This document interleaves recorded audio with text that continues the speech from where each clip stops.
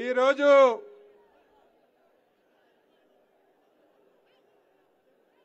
Telugu Desam party ఒక కొత్త కార్యక్రమాన్ని ఈరోజు ప్రారంభించబడింది. అదే కార్యక్రమం రేపు జరుగుతున్నటువంటి ఎన్నికలకి శంఖారావం అనే కార్యక్రమాన్ని ఈరోజు ప్రారంభించాం.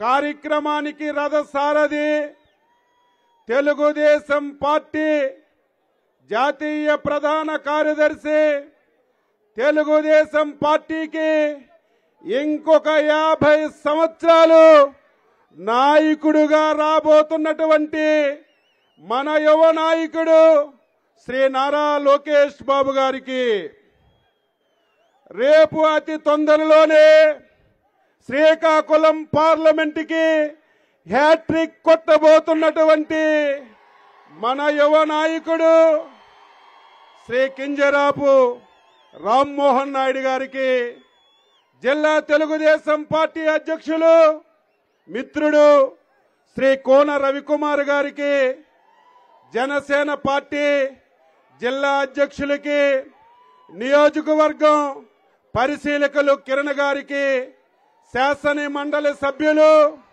మనందరం కష్టపడి మొట్టమొదటిసారి తెలుగుదేశం పార్టీ శాసన మండలి సభ్యులుగా గెలిపించినటువంటి చిరంజీవులు మేష్ గారికి, మిత్రుడు మన జోనికి పార్టీ తరఫున పర్యవేక్షిస్తున్నటువంటి దామర్లశెల్ల సత్య గారికి, ఈరోజు టెక్కలి నియోజకవర్గం నలుచెరగల నుంచి విచ్చేసినటువంటి నా కుటుంబ సభ్యులందరికీ పేరు పేరున హృదయపూర్వకమైనటువంటి నమస్కారాలు, అభినందనలు తెలియజేస్తున్నాను.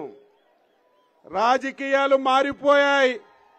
ఏదైనా ఒక చిన్న సమావేశం పెట్టాలంటే డబ్బులు ఇవ్వాలి, బిర్యానీ ప్యాకెట్లు ఇవ్వాలి, వాహనాలు పెట్టాలి. కానీ నేను చేసుకున్న అదృష్టం ఏమిటో, ఒక్క ఫోన్ కాల్తోనే 24 గంటల్లో ఒక్క పైసా ఖర్చు లేకుండా ఇంత సైన్యం ఇక్కడికి వచ్చారు. జీవితాంతం ప్రాణమున్నంత వరకు మీకు సేవ చేసినా సరే మీ రుణం తీర్చుకోలేనని చెప్పి మీ అందరికీ తెలియజేస్తున్నాను. అందుకే మా యువ నాయకుడు లోకేష్ బాబు నాయకత్వంలో టెక్కలి శంఖారావ సభలో ఈ నియోజకవర్గంలో ఉన్నటువంటి ప్రతి కార్యకర్తకి, నాయకుడికి, ప్రజలకి హామీ ఇస్తున్నాను. నా చివరి శ్వాస వరకు ప్రజా సేవకే అంకితం అవుతానని చెప్పి మీ అందరికీ తెలియజేస్తున్నాను. నా ఎంత అదృష్టవంతుడు ఎవరూ లేరు. విశ్వవిఖ్యాత నట సార్వభౌముడు నందమూరి తారక రామారావు గారు ప్రాతినిధ్యం వహించినటువంటి టెక్కలికి నేను శాసనసభ్యుడిగా ఎన్నిక కావడం, అదేవిధంగా జాతీయ పార్టీ అధ్యక్షులు నారా చంద్రబాబు నాయుడు గారు ఆశీస్సులు, యువ నాయకుడు శ్రీ నారా లోకేష్ గారు ప్రోద్బలం, మనందరి దివంగత నేత ఎర్రన్నాయుడు గారు ఆశీస్సులతో ఎన్టీ రామారావు గారు పెట్టినటువంటి పార్టీకి రాష్ట్ర పార్టీ అధ్యక్షుడిగా బాధ్యతలు నిర్వహిస్తున్నానంటే ఇంతకంటే ఈ జన్మకి నాకు ఏమి కావాలని చెప్పి మీ అందరికీ తెలియజేస్తున్నాను. నేను మీకు కొత్త కాదు, మీరు నాకు కొత్త కాదు. 5 సార్లు ఎమ్మెల్యేగా మీ యొక్క అభిమానంతో, మీ యొక్క సహకారంతో ఎన్నికయ్యాను. కానీ అధికారం అంటే ప్రజలకి సేవ చేయడమే అని చెప్పనుకున్నాను. అధికారం అంటే కష్టమున్న కార్యకర్తకి అండగా ఉండడమే అనుకున్నాను. అధికారం అంటే 10 పనులు చేసి ప్రజల హృదయాల్లో చిరస్థాయిగా ఉండడమే అనుకొని పరిపాలన చేశాను తప్ప, అధికారంలో ఉన్నా, ప్రభుత్వం నా చేతిలో ఉన్నా, మంత్రిగా ఉన్నా సీమకు కూడా హాని తలపెట్టకుండా వచ్చిన ప్రతి ఒక్కరికి ఆదరించి పనిచేశాము. కాబట్టే ఈ రోజు ఎక్కడికి వెళ్ళినా ఏ గ్రామానికి వెళ్ళినా 100% తెలుగుదేశం పార్టీ గెలుస్తుందని ప్రతి ఒక్కరూ చెప్పుకుంటున్నారని చెప్పి మీ అందరికీ తెలియజేస్తున్నాను. కానీ ఈ 5 పర్యాయాల్లో ఎన్నో ప్రభుత్వాలను చూశాను, ఎంతో మంది ముఖ్యమంత్రులను చూశాను. ప్రభుత్వం అంటే ప్రజలకి సేవ చేయాలి, ప్రతిపక్షం అంటే ప్రజల పక్షాన సమస్యలని ప్రభుత్వం దృష్టికి తీసుకొచ్చి పరిష్కరించాలి. కానీ 2019వ సంవత్సరంలో ఒక దారుణం ఈ రాష్ట్రానికి జరిగింది. ఆంధ్రప్రదేశ్ రాష్ట్ర ప్రజలు మోసపోయారు, దగాపడ్డారు. ఒక్క అవకాశం అని చెప్పి ఒక మూర్ఖుణ్ణి, ఒక దుర్మార్గుణ్ణి ఈ రాష్ట్రానికి ముఖ్యమంత్రి చేయడం మన యొక్క దౌర్భాగ్యం అని చెప్పి మీ అందరికీ తెలియజేస్తున్నాను. ప్రజలది తప్పని చెప్పి వ్యక్తిగతంగా నేను మాట్లాడుతున్నాను. చాలా మంది అనొచ్చు, ఏంటి అచ్చెన్నాయుడు గారు ప్రజల మీద తప్పు పడుతున్నారని. తప్పు కాదా? ఎవడో కొత్తగా ఆకాశం నుంచి దిగొచ్చి ఒక రాజకీయ పార్టీ పెట్టి నేను మంచివాడను, రేపు అధికారంలోకి వస్తే మీకు సేవ చేస్తాను, మీ రుణం తీర్చుకుంటానంటే మనం ఓట్లేసామంటే అది ప్రజల తప్పు కాదు. కానీ తండ్రి అధికారాన్ని అడ్డం పెట్టుకొని 1,00,000 కోట్లు దోపిడీ చేసినటువంటి 16 కేసుల్లో ముద్దాయిగా ఉన్నటువంటి 16 మాసాలు జైల్లో ఉన్నటువంటి ఒక దొంగకి ఓటేసి ముఖ్యమంత్రి చేయడం ప్రజలు చేసిన తప్పో కాదో ఒక్కసారి విఘ్నులైనటువంటి ప్రజలందరూ ఆలోచన చేయాలి. 5 సంవత్సరాలు నిద్రలేని రాత్రులు గడిపాం. ఈ రాష్ట్రంలో 42 సంవత్సరాలు సుదీర్ఘ అనుభవం కలిగినటువంటి తెలుగుదేశం పార్టీ ఉంటుందా? ఏమవుతుంది? అందరం భయంగా గడిపినటువంటి రోజులు గుర్తుకు తెచ్చుకోవాలి. అందుకే మనందరం మళ్ళీ సింహాల్లా తయారు ఇవ్వాలి. నేను చాలా సభల్లో చెప్పాను, మన పార్టీ లేకుండా చేయాలని. తప్పుడు కేసులు పెట్టారు, అక్రమంగా అరెస్టులు చేశారు, జైల్లో పెట్టారు. జైల్లో పెడితే భయపడిపోతామనుకున్నాం, జైల్లో పెడితే పార్టీలు మారిపోతారనుకున్నారు. కానీ జగన్మోహన్ రెడ్డి, తెలుగుదేశం పార్టీ నీ వైసీపీ పార్టీ లాగా గాలికి పుట్టలేదు. జగన్మోహన్ రెడ్డి, తెలుగుదేశం పార్టీ పేదవాడి రక్తం నుంచి పుట్టిన పార్టీ. తెలుగుదేశం పార్టీ పేదవాడి హృదయాలలో పుట్టిన పార్టీ. ఈ పార్టీని నువ్వు, నీ తాత, తండ్రి ఏమీ చెయ్యలేరని చెప్పాను. నేను మీటింగుల్లో చెప్తే మీరందరూ గుసగుసలాడేవాళ్ళు. 160 స్థానాలతో చంద్రబాబు నాయుడు ముఖ్యమంత్రి అవుతాడని సంవత్సరంన్నర నుంచి మాట్లాడుతున్నాను. చాలా మంది అచ్చెన్నాయుడికి పిచ్చి పట్టిందా ఏంటి? రాష్ట్రంలో 160 సీట్లు అంటున్నాడు, వస్తాయని చెప్పి అందరం అనుకున్నామా? రేపు మళ్ళీ ఈరోజు తెక్కలి శంకారావ సభ ద్వారా తెలియజేస్తున్నాను, జగన్మోహన్ రెడ్డికి కుప్పంతో సహా ఏ ఒక్క స్థానం ఈరోజు తెలుగుదేశం పార్టీ 175 స్థానాలు గెలుస్తాం. టెక్కలు గెలుస్తాం, కుప్పం గెలుస్తాం, మంగళగిరి గెలుస్తాం. ఈ 3 పేర్లు ఎందుకు చెప్తున్నానంటే చంద్రబాబు నాయుడిని ఓడిస్తాడట, మంగళగిరిలో లోకేష్ ఓడిస్తాడట, టెక్కల్లో నన్ను ఓడిస్తాడట. మా ముగ్గురు జగన్మోహన్ రెడ్డికి టార్గెట్ అట. జగన్మోహన్ రెడ్డి పులివెందుల్లో తెలుగుదేశం పార్టీ జెండా ఎగరవేస్తున్నాం. కాసుకో. అన్నం తిన్న వాళ్ళు ఎవరు? ఈ సమాజంలో మానవత్వం కలిగినటువంటి ఏ ఒక్క మనిషి జగన్మోహన్ రెడ్డికి ఓటేయకూడదు.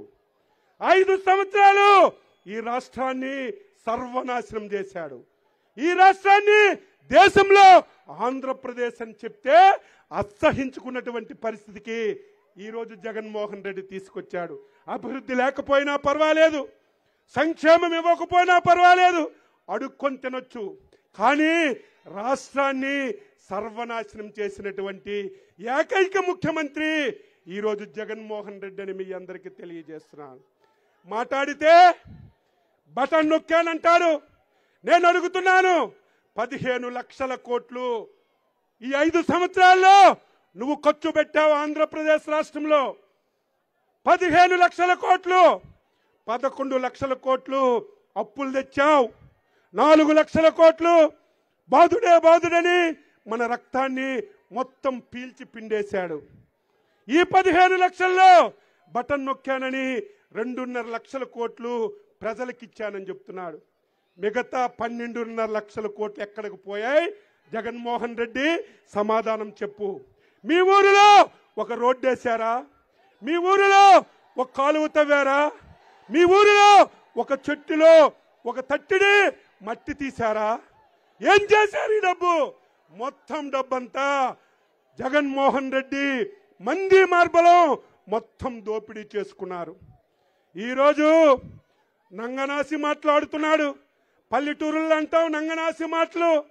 రేపు ఎన్నికల్లో ఓడిపోతామని తెలిసి కొత్త పల్లవి అందుకున్నాడు. ఎక్కడికి వెళ్ళినా ధనవంతులకి పేదవాళ్ళకి రేపు యుద్ధం జరుగుతుంది. నేను కడు పేదవాడిని, నాకు పేపర్లు లేవు, నాకు టీవీలు లేవు, నాకు ఇల్లు లేవు, ఏమీ లేవు. నేను పేదవాడిని, నేను మీ బిడ్డని, దేవుడి బిడ్డనని పేద అరుపులు అరడం ప్రారంభించారు. జగన్మోహన్ రెడ్డి టెక్కల వేదిక ద్వారా అడుగుతున్నాను, సాక్షి పేపర్ ఎవరిది? సాక్షి టీవీ ఎవరిది? బెంగళూరులో ప్యాలెస్ ఎవరిది? హైదరాబాద్ లో సుల్తాన్లో ఇల్లు ఎవరిది? తాడేపల్లిలో ఉన్న కొంప ఎవరిది? ఇవన్నీ సాలనట్టుగా మన ఉత్తరాంధ్రకి రాజధాని తెస్తానని చెప్పి 500 కోట్లతో వైజాగ్లో ఒక కొంప కట్టాడు. దేవుడు గొప్పవాడు, దేవుడు గొప్పవాడు. ఆ కొంపలోకి అడుగు పెట్టే అవకాశం కూడా ఈ దుర్మార్గుడికి ఇవ్వలేదని చెప్పి మీ అందరికీ తెలియజేస్తున్నాను. ఉత్తరాంధ్ర ప్రజలు న్యాయానికి ధర్మానికి కట్టుబడినటువంటి ప్రజలు, నీతికి నిజాయితీకి నిలబడినటువంటి ప్రజలు. పేదవాళ్ళు ఉండొచ్చు, పని లేక ఇతర ప్రాంతాలకి వలసలు పోవచ్చు, రోజుకి 24 గంటలు కష్టపడవచ్చు. కానీ ఎంత మంచి వాళ్ళంటే అంత మంచి వాళ్ళు. ఈరోజు ఉత్తరాంధ్ర ప్రజల అమాయకులని జగన్మోహన్ రెడ్డి రాజధాని తెచ్చి మనకిస్తామని ఈరోజు గొప్పలు చెప్పాడు. ఏ జగన్మోహన్ రెడ్డి రాజధాని అంటే ఉత్తరాంధ్ర ప్రజలు నాకే మళ్ళీ ఓట్లేస్తారు, ప్రజల్లో అయోమయం కలిగించవచ్చని భ్రమలపడ్డావు. జగన్మోహన్ రెడ్డి ఇక్కడే మా చిరంజీవి మేష్ గారు ఉన్నారు. నువ్వు ఉత్తరాంధ్ర రాజధానిని ప్రకటించిన తర్వాత మొట్టమొదటి ఎలక్షన్ గ్రాడ్యుయేట్ ఎమ్మెల్యే ఎలక్షన్ జరిగింది. ఏం చేశారు ప్రజలు? జగన్మోహన్ రెడ్డికి కర్ర కాల్చి ఓత పెట్టారని చెప్పి మీ అందరికీ తెలియజేస్తున్నాను. రేపు జరిగిన ఎన్నికల్లో ఉత్తరాంధ్రలో 34 స్థానాలు. ఆ అదృష్టం నాది. చంద్రబాబు నాయకత్వంలో, లోకేష్ బాబు నాయకత్వంలో ఈ రాష్ట్రంలో 160 స్థానాలు ఈ తెలుగుదేశం పార్టీకి వచ్చేటప్పుడు చంద్రబాబు నాయుడు గారు జనసేన కలిసి ప్రభుత్వాన్ని ఏర్పాటు చేసేటప్పుడు ఈ పార్టీకి అధ్యక్షుడిగా ఉండడం నా జన్మ ధన్యమని చెప్పి మీ అందరికీ తెలియజేస్తున్నాను. టెక్కల నియోజకవర్గ కార్యకర్తలారా, ప్రజలారా, నాకు తృప్తి లేదు. 2014, 2019 ఈ నియోజకవర్గానికి ఒక స్వర్ణయుగం. చంద్రబాబు నాయుడు ఆశీస్సులు, పంచాయతీరాజ్ మంత్రిగా లోకేష్ బాబు గారు ఆశీస్సులతో నేను జీవితంలో ఎవరూ చేయని అభివృద్ధి చేశాను, ఎవరూ చేయనటువంటి సంక్షేమం చేశాను. అర్ధరాత్రి కష్టం వచ్చినా ఆదుకున్నటువంటి వాడిను. మీరెవరైనా సరే 1 గంటకు ఫోన్ చేస్తే 1 గంట 2 నిమిషాలకే ఏం ఫోన్ చేశావని అడిగే లక్షణాలు ఉన్నటువంటి నాయకుడును. నాకు ఇంత కష్టపడినా 8,500 మెజారిటీ ఇచ్చారంటే బాధ కలిగింది, ఆవేదన కలిగింది. అందుకే టెక్కల నియోజకవర్గ ప్రజలారా, నా కుటుంబ సభ్యులారా, ఈ 60 రోజులు ప్రతి నిమిషం కష్టపడండి. ప్రజలు అనుకూలంగా ఉన్నారు. ఎక్కడికి వెళ్ళినా ప్రజలు బ్రహ్మరథం పడుతున్నారు. వైసీపీ పార్టీ మీద అసహించుకుంటున్నారు. మీరందరూ కష్టపడితే నా జీవితాశయం 50,000 మెజారిటీతో టెక్కల్లో గెలవాలి. రామ్మోహన్ నాయుడికి ఈ నియోజకవర్గం 50,000 మెజారిటీ వచ్చి ఈరోజు ఢిల్లీలో పేరు ప్రఖ్యాతులు వచ్చే విధంగా మీరందరూ కష్టపడండి. 5 సంవత్సరాలు కష్టపడ్డాం. చాలా కష్టాల్లో మమ్మల్ని ఆదుకున్నారు. తెలుగుదేశం పార్టీకి, ముఖ్యంగా మా కుటుంబానికి 42 సంవత్సరాలుగా ఎవరికీ రాదు. మాకు ఏం వ్యాపారాలు లేవు, ఆదాయాలు లేవు. ఉద్యోగస్తుడికి ఏదైతే ఉద్యోగమో 24 గంటలు ఉద్యోగం మాకదే. ఏ ఒక్కరికి తెలిసి తెలియక ఎప్పుడు తప్పు చేయలేదు. ఎవరికైనా సరే నా వల్ల, పార్టీ వల్ల చిన్న చిన్న ఇబ్బందులు వస్తే పక్కన పెట్టండి. రేపు మళ్ళీ మన రాజ్యం రాబోతుంది. మన రాజ్యంలో లోకేష్ బాబు గారు ఈ ప్రభుత్వంలో కీలక పాత్ర పోషిస్తారు. ఆయనకి మన గురించి, మన ప్రాంతం గురించి తెలిసినటువంటి సంగతిని మీకు తెలియజేస్తూ, ఆయన సహకారంతో నేను ఈ నియోజకవర్గాన్ని జిల్లా కేంద్రంగా మారుస్తాను. ఈరోజు టెక్కలి దేన్ని మీరు అడగండి, ఏ కార్యక్రమం చూడండి, టెక్కల్లో అచ్చెన్నాయుడు తెలుగుదేశం పసుపు జెండా తప్ప ఎవరైనా ఒక్క కార్యక్రమం చేశారా? టెక్కల్లో తాగడానికి నీళ్లుండేవి కాదు. లోకేష్ బాబు గారు సహకారంతో ఇంటింటికి కొలా ఇచ్చాం. జిల్లా ఆసుపత్రిని టెక్కలకు తీసుకొచ్చాం. రోడ్లన్నీ డబుల్ రోడ్లు చేసి సెంట్రల్ లైటింగ్ పెట్టి పట్టణాన్ని తలదన్నే విధంగా టెక్కల్ని తయారు చేశాం. ప్రతి గ్రామానికి తారు రోడ్డు ఇచ్చాను. ప్రతి ఊరిలో సిమెంట్ రోడ్డు ఇచ్చాను. ఇంకా 2 పనులున్నాయి బాబు. మా ప్రజానీకం ద్వారా 2 పనులు మీరు డైరీలో రాసుకోండి. ఒకటి, టెక్కల నియోజకవర్గంలో ప్రతి ఇంటికి స్వచ్ఛమైనటువంటి తాగునీరు కొలాయిల ద్వారా ఇవ్వడానికి ఎంత డబ్బు ఖర్చైనా సహకరించమని చెప్పి కోరుతున్నాను. రెండవది, రైతాంగం ఈ జిల్లాకి వంశధార జీవనాడి. నాకు చాలా మంది తిట్టారు. నేను మంత్రిగా, రవికుమార్ ఎమ్మెల్యేగా, పార్లమెంట్ సభ్యుడిగా 5 గ్రామాలు ఖాళీ చేయిస్తే మమ్మల్ని తిట్టారు. తిట్టినా భరించాం. ఎందుకు? ఈ జిల్లా ప్రజలకి నీరందాలి, 2 పంటలు పండించాలి, ఎన్టీ రామారావు, చంద్రబాబు నాయుడు కల నెరవేరాలని 72% వంశధార పూర్తి చేశాం. ఈ దుర్మార్గులు వచ్చి ఒక్క పైసా ఈ 5 సంవత్సరాల్లో ఖర్చు పెట్టక వంశధార పూర్తిగా వెనకబడిపోయింది. వంశధార కాలువలన్నీ మట్టితో నిండిపోయాయి. 5 సంవత్సరాలు నేను మంత్రిగా ఉన్నప్పుడు ఈ జిల్లాలో, ఈ నియోజకవర్గంలో ఏ ఒక్క రైతైనా సరే సాగునీరు కావాలని రోడ్డు మీద ఒక్కరేదైనా వచ్చారా? ఈ 5 సంవత్సరాల్లో సాగునీరు రాక ప్రతి రైతు అవస్థపడి కాలువల ద్వారా తిరిగారు. నేను లోకేష్ బాబు గారికి అడుగుతున్నాను, ఎర్రమండలం నుంచి వజ్రపు కొత్తూరు వరకు, అటు మర్రిపాడు వరకు మొత్తం కాలువలు లైనింగ్ చేయడానికి ఆ రోజు ఎస్టిమేషన్ వేసి శాంక్షన్ చేయించాను. ఈ దుర్మార్గులు వచ్చి దాన్ని ఆఫ్ చేశారు.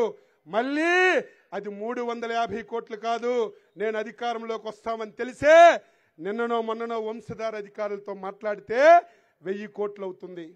1000 కోట్లు అయినా సరే వంశధార ఎర్రమండలంలో తలుపులు ఎత్తితే 24 గంటలు పలాసాకి నీరు వచ్చే విధంగా, మారుమూల ప్రాంతాలకి నీరు వచ్చే విధంగా అన్ని కాలువలు లైనింగ్ చేయించడానికి నాకు సహకారం అందించాలని మీ అందరికీ తెలియజేస్తూ, క్రమశిక్షణ అంటే మీరంటే క్రమశిక్షణ. ఎన్ని సభలు చూశాను, ఎంత క్రమశిక్షణతో, ఒక పైసా పెట్టుబడి లేకుండా ఒక్క ఫోన్ కాల్తో నాకు ఆదరించి లోకేష్ బాబు గారికి స్వాగతం పలికినటువంటి మీ అందరికీ శిరస్సు వంచి నమస్కరిస్తూ, నా జీవితం మీకే అంకితం. ఏ ఒక్కరికి కష్టం వచ్చినా, ఏ ఒక్క కార్యకర్తకి ఇబ్బంది వచ్చినా తల తీసుకుంటాను గాని వెనకడుగు వెయ్యనని చెప్పి మీ అందరికీ తెలియజేస్తున్నాను. ఈ 5 సంవత్సరాలు మనకి ఎవరు ఇబ్బందులు పెట్టారు, ఎవరు మనకి సమస్యలు సృష్టించారు, గ్రామ గ్రామాన పేర్లు రాసుకోమని చెప్పాను. రేపు అధికారంలోకి వచ్చిన తర్వాత లోకేష్ బాబు గారు ఎర్ర బుక్కు రాస్తున్నారు. నాకు బుక్ అక్కర్లేదు, బుర్రలో ఉంది. 6 మాసాల్లో సెటిల్మెంట్ టోటల్ గా చేస్తాం. వడ్డీ చక్రవడ్డీ బారు వడ్డీతో 6 మాసాలు సెటిల్ చేసి అప్పుడు మళ్ళీ అభివృద్ధిలో ముందుకెళ్తామని ఈ సందర్భంగా తెలియజేస్తూ 24 గంటలు టైం ఇచ్చినా ఒక్క పిలుపుతో మీరు వచ్చారు. బాబుకు నేను ముందుగా క్షమించమంటున్నాను, ఎక్కువ సమయం తీసుకున్నాను. ఎందుకంటే రాష్ట్ర పార్టీ అధ్యక్షుడిగా అనేక కార్యక్రమాలు ఉన్నాయి. నేను కాన్స్టిట్యున్సీకి కొంత దూరమైన నాలాంటి నాయకుడు అదృష్టవంతుడు ఎవడో ఉండడు. ఏ కార్యక్రమం మీరు పిలిపించినా, ఏ కార్యక్రమం చేయమన్నా రేపు కాన్స్టిట్యున్సీలో 1, 2, 3 నియోజకవర్గాల మెజార్టీలో టెక్కలి నిలబడుతుందంటే దానికి కారణం మీ మీద నమ్మకం, మీ మీద విశ్వాసం. మన మధ్యన చిన్న చిన్న అభిప్రాయ భేదాలున్నా, చిన్న చిన్న సమస్యలున్నా, రాష్ట్ర ప్రయోజనాల గురించి, మన భవిష్యత్తు గురించి అవన్నీ పక్కన పెట్టి అందరూ కలిసి పనిచేయండి అని, అందరూ కలిసి పనిచేస్తారని ఆశిస్తూ మరొకసారి మీ అందరికీ పేరు పేరున హృదయపూర్వకమైనటువంటి నమస్కారాలు తెలియజేస్తూ సెలవు తీసుకుంటున్నాం. సైకో పోవాలి, సైకో పోవాలి, సైకో పోవాలి, సైకో పోవాలి. జై హింద్, జై తెలుగుదేశం, జై చంద్రబాబు నాయుడు, జై లోకేష్ బాబు, జై హింద్.